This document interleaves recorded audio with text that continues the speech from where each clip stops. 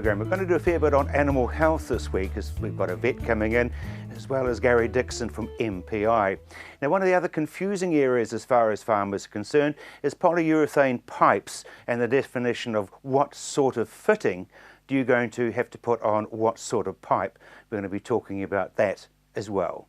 The 47,000 sheep that left Timaruta 2 or 3 weeks ago have arrived in Mexico. Reports are that they had a very, very good voyage, and in fact, on average, they've increased their body weights by 10%. So obviously whatever they were eating was very, very conducive to their waistlines. The other interesting thing is logistics of such an effort, because I understand that they had worked out that 350 sheep would fit into each truck for them to go from the wharf to where they're going to go into quarantine and be scanned as far as their pregnancies were concerned. Because of the extra weight that they're all now carrying, they could only fit 310, not 350 on each truck. So they now go into a quarantine area, and in a couple of weeks' time they'll be dispersed to their farms. The 47,000 sheep will be separated up and they'll go to about 1,000 different properties.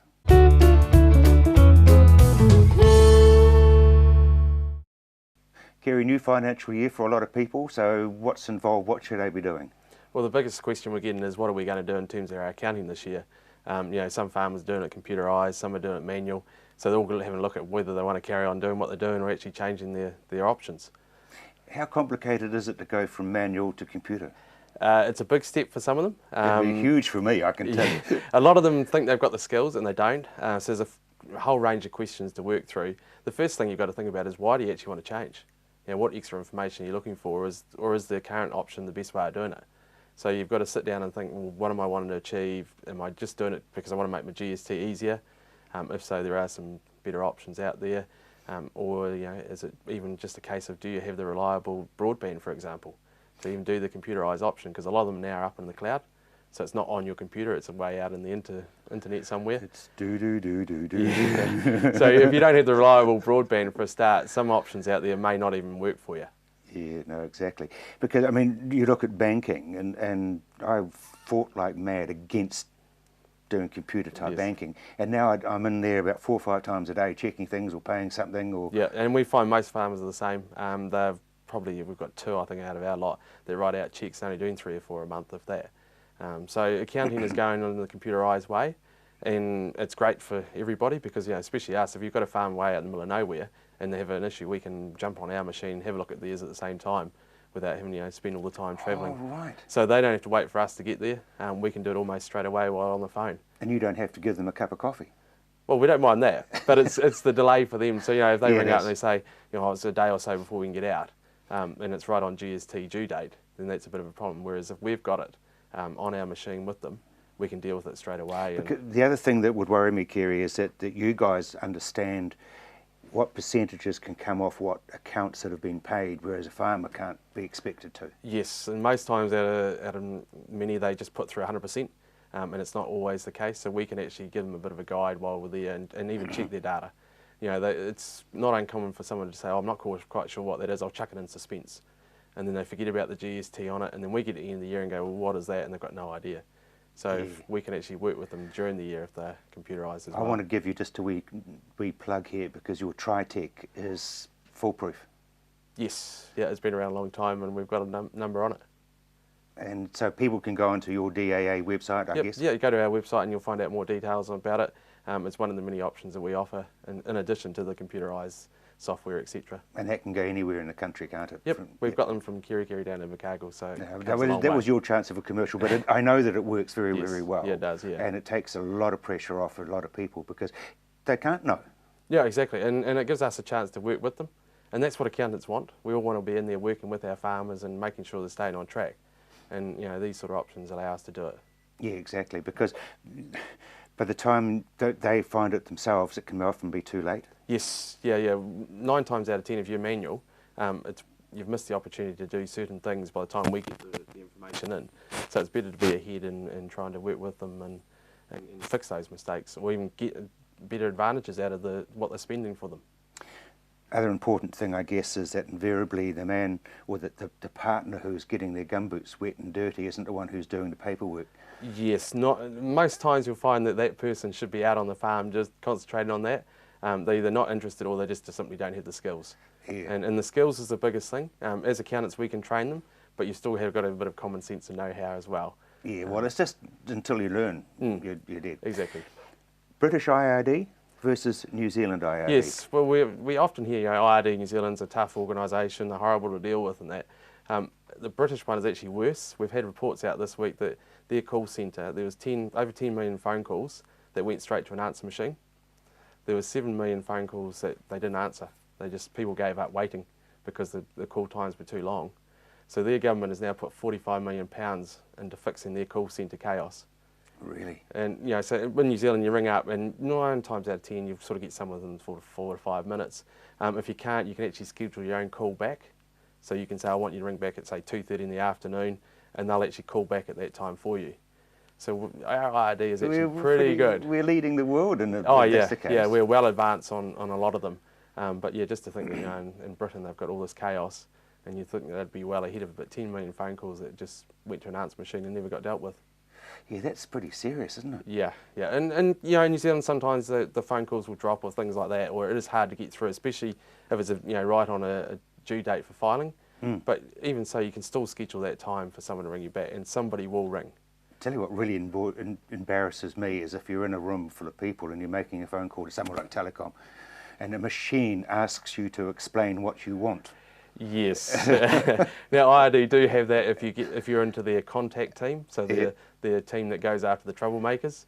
You do have to explain as you ring up, but if you're just ringing the normal call centre, 9 times out of 10 you'll get straight through with a couple of pushes of a button sort of thing. Yeah, because I've seriously found that IRD have been very, very helpful, and that they're really, really lovely people. Oh, they're fantastic. They're doing everything they can, and we're actually finding now they're doing also an education type process. So they might be sending out a letter saying, look, we want to review your latest GST return, and they're coming out and we sit down with them and the client, and they're saying, oh, now did you think about claiming this? What about this? So they're actually thinking for the taxpayer as well, and actually trying to help you get a few more savings. Which is unbelievable. Oh, it's brilliant. It's a big change to what they used to be. It used to be, you come out and the client would sit there trembling. Now you tell them, look, don't panic, it's all good. We're here to help anyway, but they're more going to be educating you rather than sort of going after that every dollar. Which brings me to the point, we've got a pretty tough season looming, and a communication with through their people's accountants. Yes, yep. We've been telling all our clients, look, if you are struggling, get in contact with us straight away, and we'll start negotiations with IRD, or even other suppliers. There's a couple of other suppliers been helping clients with and doing negotiations. So the communication is a big thing. If we don't know, we can't help, and IRD they'll bend over backwards at the moment, so you might as well take advantage. And I guess a farmer who's got a lot of debt with different people, I mean, it's really just a case of, once again, going to the accountant and say, there's my bank manager, there's my bank account, there's my details. Yeah, sit down, be open and honest, and say, look, here's all the bills that I owe, this is the money that I've got, and we'll go through and try and work out what your priorities are. Even if each one of those 10 people get a percentage of their bill every month. Most suppliers will be happy if they get a small amount every month and you're actually making an effort. The worst thing you can do is actually put your head in the sand and say, oh, I'm just going to forget about it until I get some money in, because that winds them up and then they're less likely to help you out. And if you go too long, they'll actually send out the debt collectors as well. So yeah, and that's not going to help anybody, Kerry. Thank you very much indeed. We've got more for you on the land straight after the break.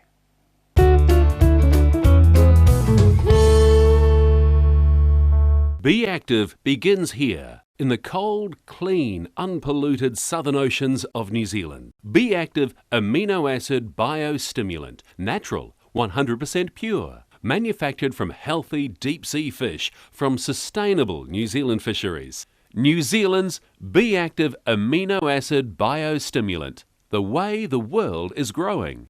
Working with nature, good for the plant, good for the planet. Now that's growing for good.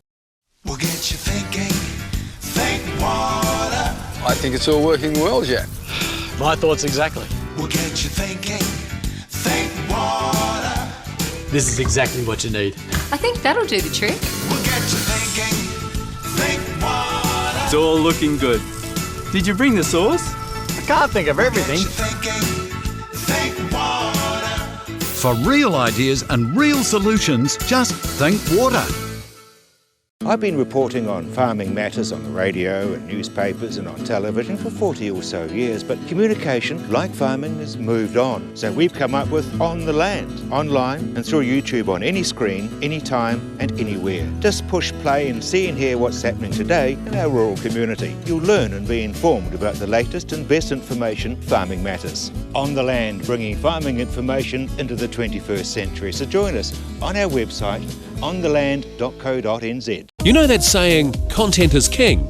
Well, in today's mixed media world, it's true. You need video, audio, photos and more for social media, for marketing, for communications, sales and for advertising. And you need this at a price that works with your budgets. Well, that's what we do.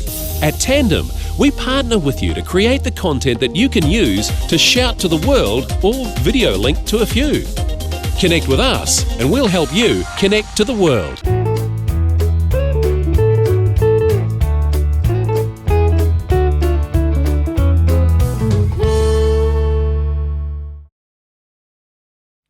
Tony, water levels still not at all good. No, it's a month on now since the last round of water levels were done of the monitor bores, and I've got 2 or 3 bores that I like to follow quite closely, because they're bores that are deep enough that they're the ones that are most accessed for irrigation water. And there's one in mid Canterbury, south of Ashburton. And this time last year, it was really high, and by now we had about 6 metres of groundwater recovery from the irrigation season. This year we've had 1. So we're into the beginning of July now. We've probably got a month of recharge left in that bore, in that aquifer. It's sort of a bit scary, really, because if we do have another dry summer as being predicted, then we could suddenly have limited groundwater supply. Not that the groundwater will run out, but water levels could drop to the point that pumps won't be able to pump their consented take. So we're going to have reduced yields out of some of these bores, and that's a real concern. And interestingly, in this part of mid Canterbury, if you head up towards the Aylesbury area, the water level in the last month has actually dropped by over 100 millimetres. So that tells us that there has not been any recharge of water. That's nearly 90 metres deep, that bore. It had started to recover. That tells us that we're not getting any recharge into that bore. Now last year it was 11 metres higher than it is now at this time of the year. So again, that's sort of quite, for me it's a little bit scary that we've got like a month, maybe 6 weeks left of the winter before things start to grow again. If the predicted El Nino arrives, then it's probably going to arrive with vengeance in the early spring, and so suddenly we could be irrigating early, and it will, we suddenly then have the issue of again these self-limiting bores, just simply because of where the water levels might be come springtime, and when everybody turns on, it drops really quickly. Tony, is this because we've had a lot of dry southerlies come through New Zealand? Yeah, we've had a lot of dry southerlies. I mean, we had a snowfall last week, but we need to remember that snow might only be somewhere between 10 and maybe 20% equivalent. So you might have got 40 centimetres of snow, 400 millimetres of snow. But you're going to end up with about 40 millimetres to maybe 50 millimetres of actual precipitation that can get into the ground. When we get groundwater recharge, we need large slugs of rain. We need those rainfalls that we hate coming in, or snowfalls that we hate coming in from the southeast or the east, that last for 3 or 4 days, not a storm that comes through in a day or half a day. Like the lower South Island, not lower North Island. Lower North Island, yeah. I mean, God forbid, I hope we don't get one of those, because that was an awful amount of rain in 24 hours basically. it's nice to get it spread over a couple of days if we can dial it up. So if you've got any contacts, then that would be really good. No, I don't have any direct lines. I'm afraid it's a very expensive toll call. It is, yeah. So we need those, and so it's really interesting. I mean, the snow even affects things like the Opua Dam, for example. And anybody that's read the news this week, it's struggling to refill, and unless there are some significant precipitation events, much more than the snow that they've got that will melt come the spring, then again the Opua Dam is going to have limited supply this coming. Because they had restrictions spring. Last season, didn't they? They were totally turned off in February. So there just simply wasn't, and in fact I think I'm correct in that there wasn't enough water to actually supplement the flow in the Opua River, which is one of the reasons why the Opua scheme went in. And it's not that was never predicted to happen, but it suddenly came to roost last year when, and they made a conscious effort in 2014 not to actually generate electricity so that they could preserve some storage because of the way the winter was going. The scary thing is that something like the Opua, I mean, the bankers in Timaru have said you can do this, this and this and this because you've got the guaranteed irrigation. Yep. And now it's not there. Yeah, I mean, no matter what the water source, there is a risk involved with that water. I mean, everybody thinks that even groundwater is highly reliable, but if we do not get recharge events to refill what we need to take out in the summer, then it becomes a less reliable system. And in the past, it was very resilient because we didn't have as many groundwater takes for water. Now we have these zones effectively allocated, and we know how much we can take. And when we don't get those recharge events, then we need to be very cognizant of what the spring might bring. Ooh, I mean, there's nothing you can do. No, there is nothing we can do. It's like the farmers in North Canterbury. We're completely at the mercy of the weather or the climate. So weather and then the long-term climate, and we're at that mercy this year. And these are the periods we don't want to see, where we get a sequence of high demand water requirements, whether it's for natural flows out into the lowland streams or for irrigation takes, and low recharge winters.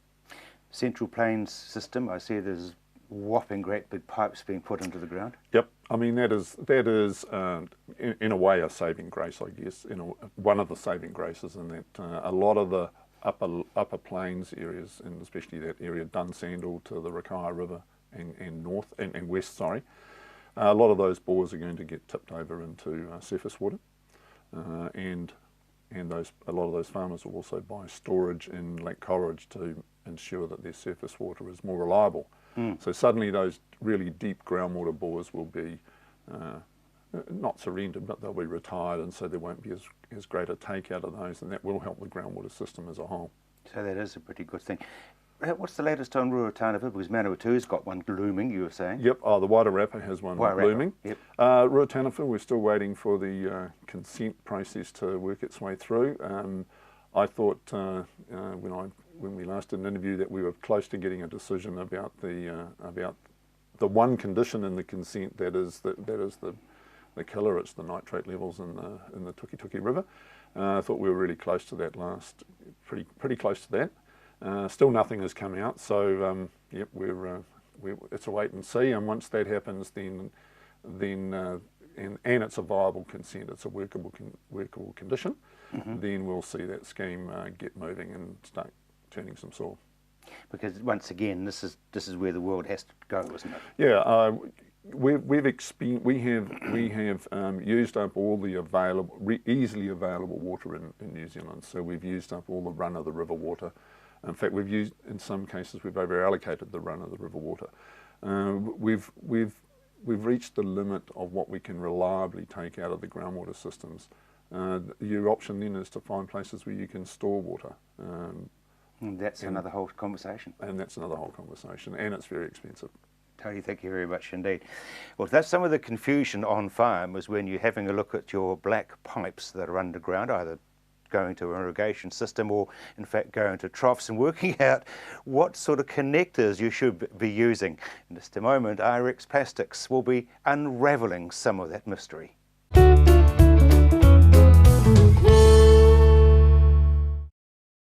Phil, when do we use low density piping and fittings? Well, really, it's been used a lot in the horticultural industry. Certainly where we need some sort of flexibility. The product still has a relatively high pressure rating, so we can use it in lots of places. So the density is about loading? Well, density is a little bit like tensile strength in fencing, for instance, is probably a good rural example. And the higher the density of the material, typically we end up with something with a higher tensile strength. Now what that means practically is that we can use a slightly thinner wall and get a much stronger effect in the pipeline, so higher pressure ratings. You've got some fittings here, some joiners, they're colour coded to be green because you know that then it's low density. That's correct, yeah, and we've done that specifically for that purpose. And we've developed quite a large range of that particular product set. So you've got several sizes as far as pipe is concerned? Well, in the low density range, it's actually an imperial pipeline, so it dates back to the 1970s. Obviously the material's not exactly the same as it was then, but it's a system that relates to the old nominal bore pipes. So they're 1/2 inch, 3/4, and all that happened when we went metric is we started calling them by metric names. So 1/2 inch became 15 millimetre, 3/4 became 20 millimetre, but the effect is very much the same. When you're measuring it, is it from the outside or is it the inside? Well, in this particular pipe type, when we're talking about low density, it's described as nominal bore. So a pipe that is 25 millimetre is nominally about 25 millimetre internal. It's actually 24.9 in our product's case, but very similar to those sorts of sizes. So 32 is about 31.2 internally. So, but it's the internal piece. It's the internal dimension. And this has been very, very well communicated, although I think many people don't still understand quite what happened in the New Zealand pipe industry. We went to metric. All of the metric pipes are external dimension in polyethylene. Oh, that's tricky. Yes, it is. So what happened was that when the industry said we need pipes bigger than 2 inch or 50 millimetre, they moved to an international standard rather than a New Zealand standard. And what that essentially meant was that everything was described on external dimension. So if somebody's doing repairs because somebody else, of course, wouldn't have been they, put a mold plough through or a grader or something, they come into IRX Plastics or one of your suppliers. What's the easiest thing? To cut a bit off and say, well, that would be by far the best way of doing it. Some idea of how flexible the pipe is will give us an idea about really whether it's low density or not. If it does flex a lot, chances are it is low density, in which case this fitting range fits a lot better into that range set. Because the chances of the person who needs to repair it being the one who put it in, sure, pretty remote. Indeed. In a farming sense, it's really important when you put in pipelines to record, first of all, where they are, and also exactly what pipe type they were.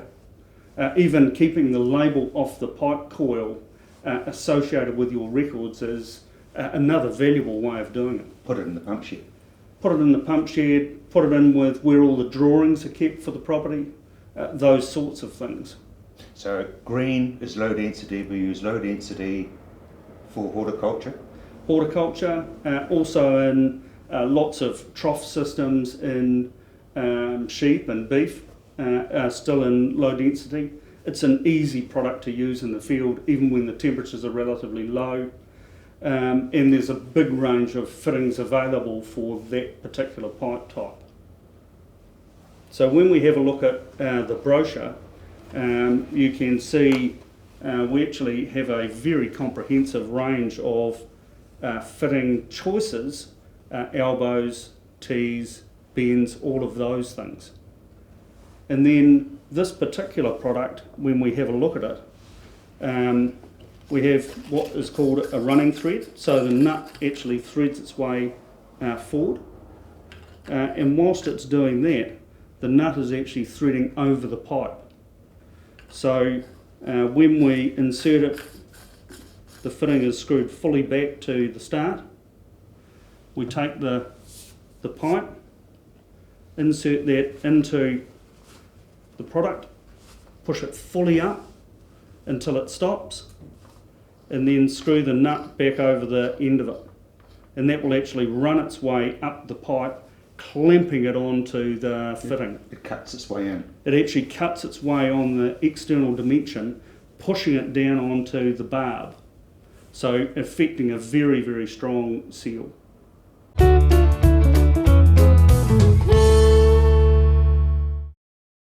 Monica, we've got a situation where we're getting towards lambing and late gestation. It's a pretty important time for ewes. Yeah, it definitely is. It's a time where you really need to be critical with your management protocols. It's a time where ewe nutrition is at the forefront. You want to be making sure their nutrition is really being focused on, because it will just have serious knock-on effects for their health and your production if you're not giving it the focus that it needs. There's also particular diseases that crop up at this time that we really need to be aware of so we can manage them and prevent the losses that occur with them. Most people now would be scanning so they can get that nutrition right. Yes, exactly. So with scanning, the benefit that comes from that really is knowing how many bearings you have in the ewes, and that's a really important factor for nutrition, because we always advise that you preferentially feed multiple bearing ewes. They're the ones that are going to have a higher metabolic demand in late gestation, because in late gestation, that's when the fetal growth is occurring. So that is when ewes with multiple bearings are having, a higher energy demand, basically, because they have multiple fetuses that are growing within them. So for instance, a ewe that is only got one single bearing, one fetus, her metabolic demands at late gestation is equivalent to 1.5 times what her normal maintenance would be, whereas one with multiple bearings, it would be 1.9 times what her maintenance would normally be. So you do generally split them into separate mobs so that you can feed a higher dry matter content to the ewes that are carrying multiple bearings. I guess if it's a single that's being carried, you don't want it to get too much nutrition because Exactly. it's a big lamb. Well, exactly. You have risks that come with oversized lambs causing dystocias as well, which means that they just have problems in the birthing process.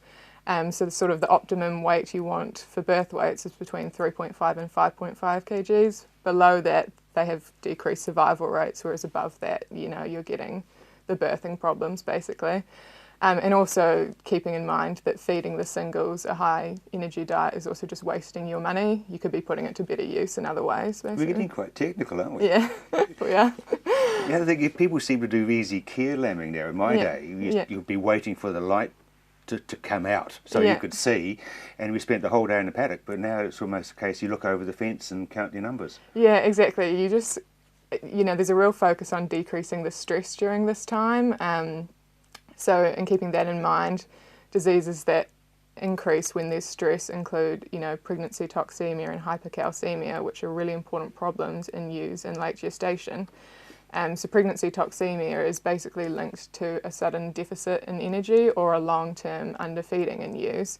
This is when they have low blood sugar, basically. Mm-hmm. So they, they'll become comatose, they'll be disorientated, they'll be wandering, stargazing, all these problems, and you end up having loss of ewes, loss of their fetuses, and also ongoing problems with birth of weak lambs and decreased ability to rear a lamb. So that's why nutrition is so important in that regard, because you want to be able to avoid this disease. We used to call it sleepy sickness. Sleepy sickness, exactly, that's the one. The other one I mentioned, hypercalcemia, that can actually occur through the same ways because it's a deficiency of calcium in the diet. So if you're having a feed restriction, you're also having a restriction on how much calcium they're getting at that time. So, with hypercalcemia, they sort of go down, they become recumbent and their rumen stops contracting, and that can also lead to death of the ewe and fetal losses. So if you're seeing your ewes go down, you're seeing them behaving abnormally in this period, it's really important to get a vet out to determine between these two diseases, because pregnancy toxemia is not very treatable at all. If they're getting to this point where they're down, you've pretty much lost them. It's a matter of prevention rather than treatment. But hypercalcemia, you'll see great results from vet treatment at that point when they're down, so they can turn around within 15-30 minutes of treatment. So it is important to get a vet involved because it can be difficult to determine which one's going on. My concern would be the small block holder who doesn't have the experience that a commercial farmer would have. Yeah, exactly. Basically, they just need to be monitoring their ewes regularly so they can see if there's behavioural changes. The first thing they'll probably notice is that if they shift them from paddock to paddock, there'll be one lagging behind, not quite keeping up with the group. And as soon as they it often will get to the point with lifestyle blockers where they're already having losses, and the vet will be involved because they're just not aware of the early signs. So it's about raising their awareness of what the early signs are and helping them have good detection methods. But, putting your hand on the backbone and making exactly. Sure. We try advise doing that at the same time as scanning, which is happening at the moment. So if they can confirm by actually feeling the body condition of the animals rather than looking at them that they are in good body condition score, then they're less likely to have these problems. But if they're sort of eyeballing it from across the paddock gate, it's just not an accurate measure in ewes because of the fleece cover. Yeah, exactly. Yeah, so... Tell me a bit about abortions, because that's another whole danger period, isn't it? Yeah, really? Exactly. You can still be seeing abortions in this late gestational period. The main advice I can give to people that are seeing this occurring is to record your rates of abortions. That will give you a baseline for what is a normal rate, because there's always going to be normal losses in a ewe herd. If they can then compare seasonal increases, then they'll know, do they actually have an abortion storm happening? Is this cause for concern? Have they got an infectious process going on? Or is this just normal low-grade losses? So if a farmer sees aborted material, what I would advise is that they can try identify the ewe that it came from, separate her from the rest of the flock so she's not potentially spreading disease, and collect the aborted material out of the paddocks. You don't want to leave that there. Wear a pair of gloves. Yeah, exactly. Consider your own biosecurity as well. You want to collect the aborted material and either get a vet to look at it quite soon while it's fresh, or you can freeze it to have the option of them looking at it later. That's what will give them the diagnosis of what is causing the abortion, if it is in fact an abortion storm. It's not something you can predict as a farmer. You need diagnostic work done. I think the percentages of getting a bit sort of between 1% and 2% of your flock, that's serious enough. Exactly, yes. And of course there's a whole lot of different varieties of abortion, isn't there? Yeah, there is. There's lots of different diseases, so it is a matter of getting an accurate diagnosis so you can plan your prevention treatment protocol rather than... There's no one set treatment that's going to treat them all, so it is good to get a vet involved to determine between them. And lastly, and just quite briefly, getting inoculations into your ewes for that birth period. Yeah, so the vaccines you'll be doing prior to lambing will give immunity to the lambs through the maternal colostrum, so that's why it's so important that they're getting the vaccines right in the build-up in that late gestational period, so that you're increasing the mother's antibodies to give to the lambs, basically. Ones to consider at this time would be the Clostridial vaccine, so your Ultravac, basically. Yeah. Thank you very much indeed. Thank you. Very shortly and straight after the break, we're going to be talking with MPI when Gary Dixon talks about what he's wanting you to know about.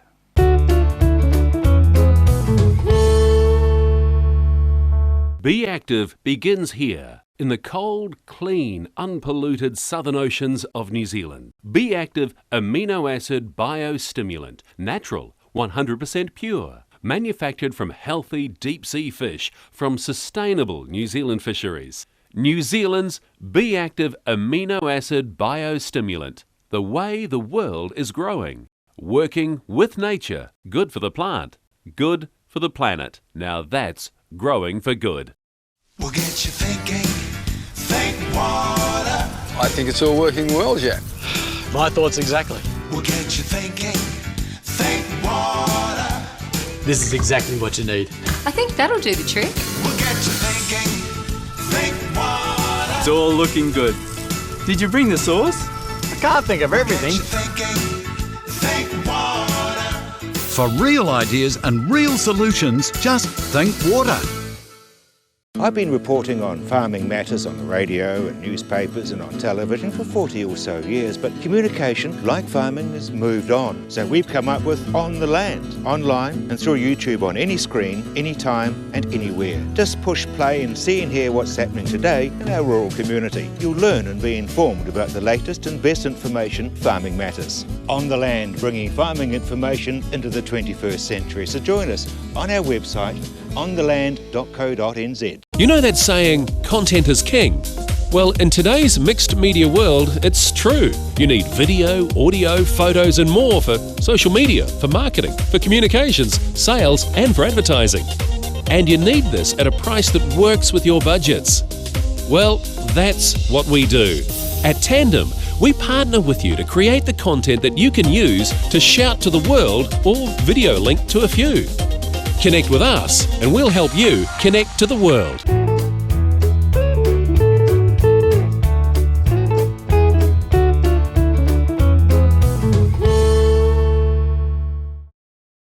Gary Lamming, just very much around the corner. There's two basic areas. Yeah, that's right. There's two systems really. You've got the extensive farming, which is more your high country farming, and you've got more intensive farming systems, the more lower land, higher stocking rates and all that sort of thing. A lot of sheep are going to the high country or into the rolling country, so that's a different sort of management scheme. Yes, that's right, because the main thing with the sheep in the high country is they're not used to human contact all that often, so they're used to being left alone and things like that. And I think when it comes to lambing and those sorts of things, I think farmers, obviously they've just picked paddocks that are well sheltered, got access to good food, good water, those sorts of things, and basically just leave them to it and let them lamb by themselves and let them develop that way. Because otherwise you're going to go in there with a ute and mismother a whole lot. That's going to be the biggest issue, and you're likely to have higher lamb deaths that way than what you. I mean, there's always going to be a natural attrition rate as far as any sort of lambing or calving or anything like that goes. So the best bet is just to leave them to do their own thing, and generally that's the better way to go. Yeah. It means basically stock selection, though, doesn't it? You've got to pick the right type. The right breeds, yeah, that's critical. I think is the type of breeds that you use. Obviously, in the high country, your Merino, your Perrendale, and your Kiwi Cross are probably the main breeds that you like to use. So, animals that are easy breeders, and they're used to that sort of country as well.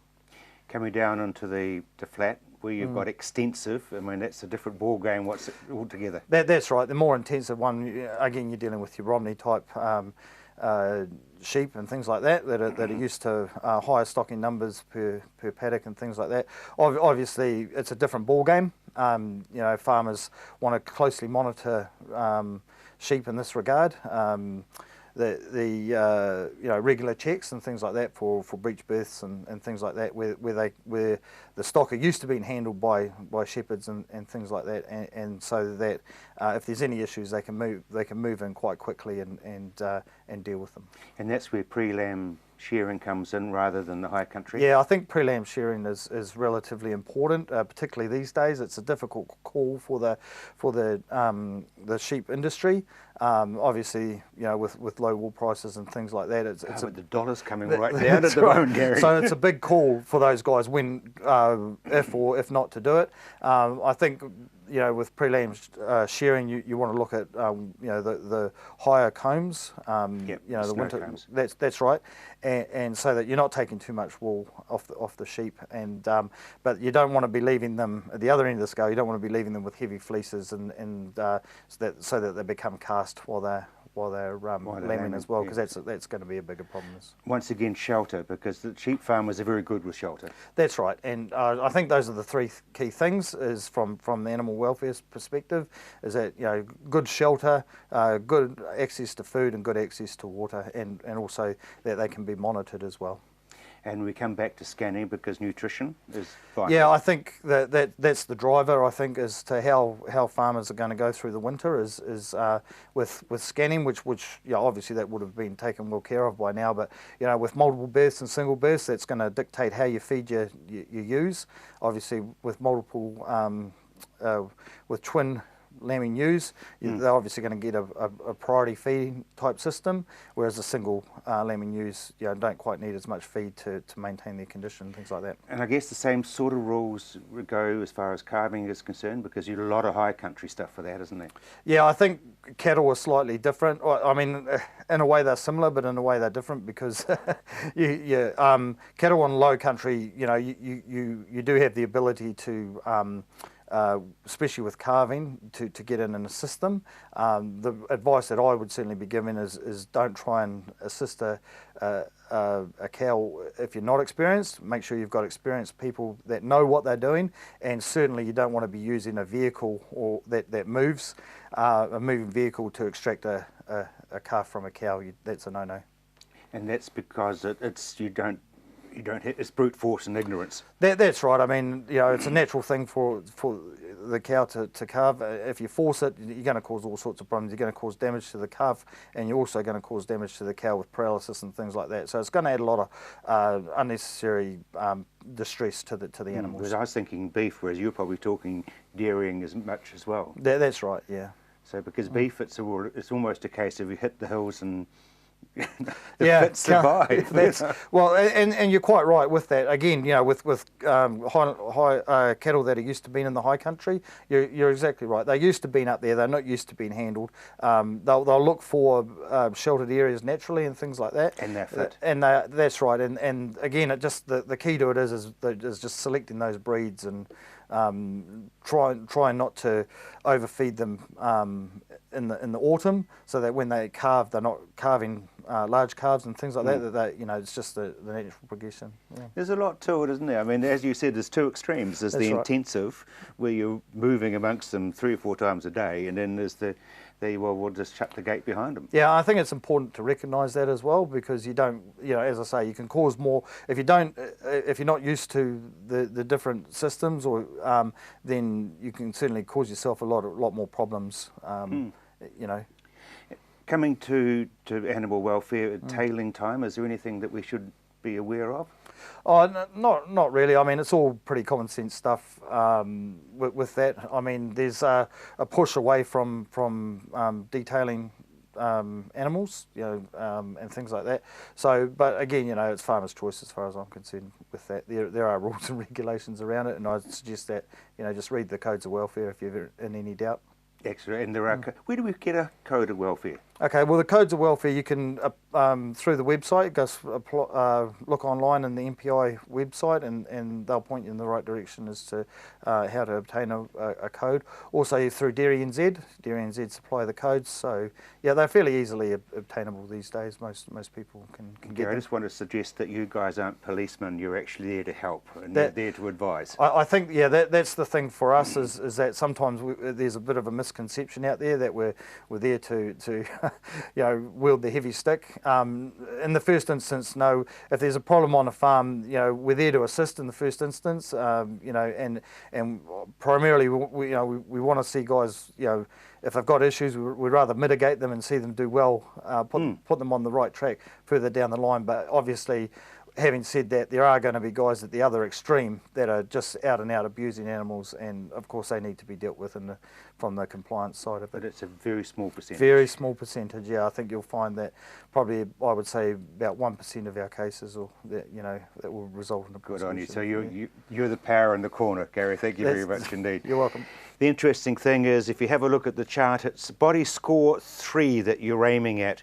If you're within that body score 3, you're bang on and everything should be tickety-boo in your flock. Now, after the break, we're not talking animal health, but we're talking personal health. That's how we're getting you through winter.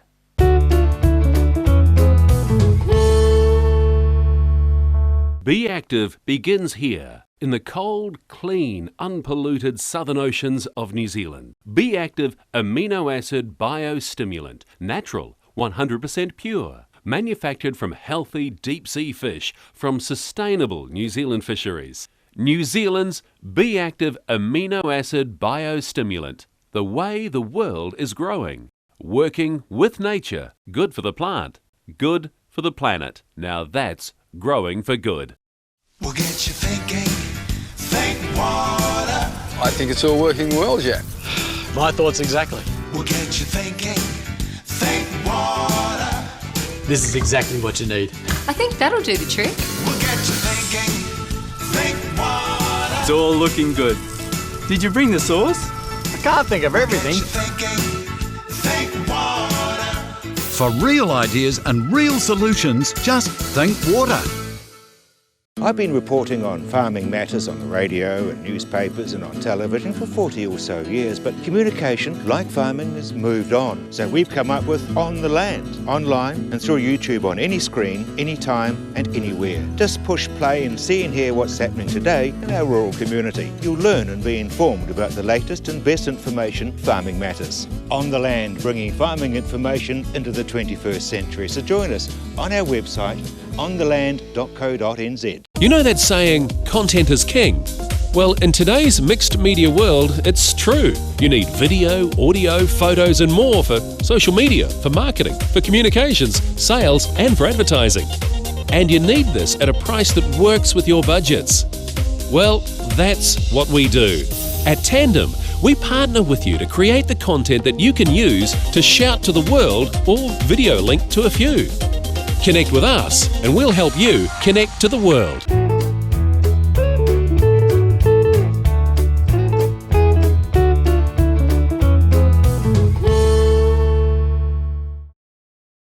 Nicole, a lot of farmers are under a lot of stress. In fact, a lot of people are under a lot of stress. Yeah. And just that break, getting away for a week. Yeah, the break, I think it's really important. I think that everyone needs a bit of time to have a chance to reflect on what they're doing, why they're doing it, that sort of thing. I think that people tend to get so stuck in the mire of what they're doing that they never get out of it, and they don't actually get to enjoy the fruits of their labor, so to speak. Especially when, you know, there's people out there who are working so incredibly hard right now and they can't seem to see any results from it. There's no light at the end of the tunnel. Exactly. There's no sort of goal or finish line right now for anyone. And I think the concept of having a break and taking a bit of time for yourself and your family, it gives people time to recharge together. It gives people time to reconnect as a family. I think it's really important in the farming community, especially because there are a lot of farming, families where there's a generational thing. And I think that if you are, so to speak, the head of a family who's running the farm and you've got maybe children who might be following in your footsteps, showing them that it's okay to take a break, that it's okay to give yourself time, is going to help to stop that cycle of stress and not being able to cope well with it, and sort of, set an example for your future generations on how to proceed when times do get tough. Because one of the problems you're going to get with a farmer is that they will convince themselves two things: A, I can't afford it financially, and B, I haven't got time. Yeah. I think that's pretty common in a lot of people's lives, farmers and, non-farmers. And I think that it's sort of a human condition nowadays because, we're always told we need to make more money, we need to have better things, we need to, be on top. You know what I mean? And I just think that there's always room to give yourself time. And as far as costings are concerned, and this is something we've spoken about before, there's always something out there for everyone. And if someone comes to me or a colleague and says, I really need a break, these are the parameters within which I need to work towards, we can make it happen. And it might, like I've said before, not be an exotic holiday to the Maldives or, up into Thailand. But what it might be is it might be a relaxing time away from all the worry and all the stress that is occupying their minds. You've got a situation where if you look at your diary, I can't take that week because I've got a meeting. Yep. The following week I can't go because I've got to see the accountant, and all of a sudden you've started carving, lambing, or whatever. Yeah, so I feel a little bit like I'm trying to explain the scheduling. It is hard, and I've been there. I know you have. That's why you're back here, because you've walked in those shoes. Yep, I've done the exact same thing, and then one day it will get to a point where one day you wake up and you think it doesn't matter, and I just need to make something happen. And I think, you know, having meetings and having pre-planned, organized things that you need to do, those can be moved. You can ask others to help you out. You know, if you say to someone, I can't make that meeting next week because I really need a break, I you know, need to spend time with my family and we need to get away, I can guarantee you the accountant is not going to call back and say, well, no, you have to come to this meeting or else. There's, you know, there's not a lot of consequences for rearranging your schedule or trying to manipulate things so that you can give yourself that time. But there is a great deal of consequence for not giving yourself that time. And in fact, an accountant that's worth his or her salt is actually going to say, I want you to go, you must go, and I'll find some money out of a budget somewhere. Exactly. And you know, I can't stress enough how in this day and age we put so much pressure on ourselves in all professions, but the farming community especially, because they are dealing with incredibly high mortgages. They are dealing with incredibly sensitive issues. You know, we're talking about feeding the nation. You know, it's feeding the world. It's a really big responsibility that they're carrying on their shoulders, and you cannot carry that sort of a weight if there's more weight added on because of stress and exhaustion and worry. Those elements, the worry, the exhaustion, the stress, they need to be removed so that they can continue to carry that heavy weight of providing food for the world.